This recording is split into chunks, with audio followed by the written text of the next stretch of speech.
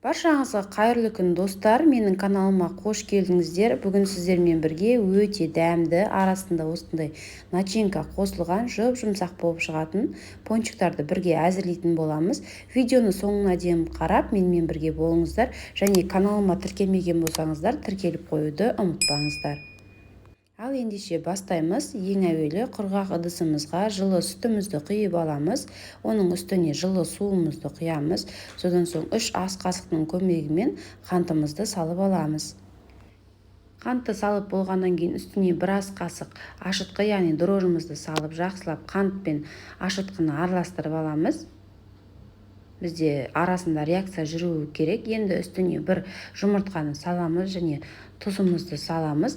Ерітілген сары майымызды құямыз. Барлығын толықтай біркелкі болғанша жақсылап араластырып алатын боламыз. Енді осы араласқан массаның үстіне алдын ала илектен өткізілген ұнымызды сала отырып, қамырымызды илейтін боламыз. Міндетті түрде алдын ала илектен ұнды өткізіп алыңыздар. Қамырымыз бізде жұмсақ болады. Енді осы жұмсақ болғандықтан үстіне 2 ас қасықтай сұйық майымызды қосып жібереміз де, тағы да қамырымызды жақсылап илеп жібереміз. Бізде осындай жұмсақ қамыр болады. Бетін жауып 1 сағат көлемінде қалдыратын боламыз. 1 сағаттың ішінде біздің қамырымыз толықтай көтерілетін болады. Енді осы қамырды 2 зуалағып алдым. Ұнды себе отырып осылай қолдың көмегімен, кейіннен оқтаудың көмегімен жайып алатын боламыз. Қатты жұқартып немесе қатты қалың қылып емес, бір орташа қылып жаямыз. Мінекей кішкене 1 сантиметрлей болу қажет. Енді осы қамырды стаканның көмегімен домалақ қылып, форма қылып дайындап алатын боламыз. Құрамындағы заттарын описание бөліміне қалдырамын, төменнен қарасаңыздар болады. Мінекей барлығын домалақ қылып алдық, жайып.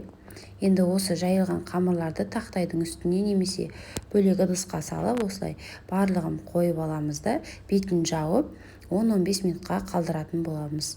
Ал оған дейін майымызды қыздырып аламыз. Қызып тұрған майда екі жақ бетін қызарғанша жақсылап қуырып алатын боламыз. Біздің қамырларымыз биік болып көтеріледі, әрі қып-қызыл болып шығады. Өте керемет болып шығады. Міндетті түрде жасаңыздар, әсіресе балаларымыз өте жақсы көріп жейтін болады. Дәл осылай екі жақ бетін қызартып қуырып алатын боламыз. Достар, менің каналымда түрлі тағамдардың, түрлі тәттілердің рецептісі бар. Каналыма тіркелмеген болсаңыздар, тіркеліп қойып, қолдау білдіріп, лайк басып, пікір қалдыруды ұмытпаңыздар, және WhatsApp желісінде өздеріңіздің достарыңызбен бөлісіп отырсаңыздар болады. Мінекей осылай дайын болған пончиктарымыздың арасына осылай бір шетін тесіп, варенка немесе нутелла, әртүрлі начинкаларды қосып, осылай сгущенка қосып жасай берсеңіздер болады. Өте керемет болып шығатын болады. Дәл осылай жасап көріңіздер. Жасап болғаннан кейін бетіне қалауларыңыз бойынша сахарный пудра сепсеңіздер болады. Достар, міндетті түрде дәл осы менің рецептіммен жасап көріңіздер. Сіздерге ұнайды деген сенімдемін. Видеоны толықтай қарағандарыңызға рахмет. Сіздермен болған Нұрия Амангелді. Келесі видеода жолыққанша қош сау болыңыздар.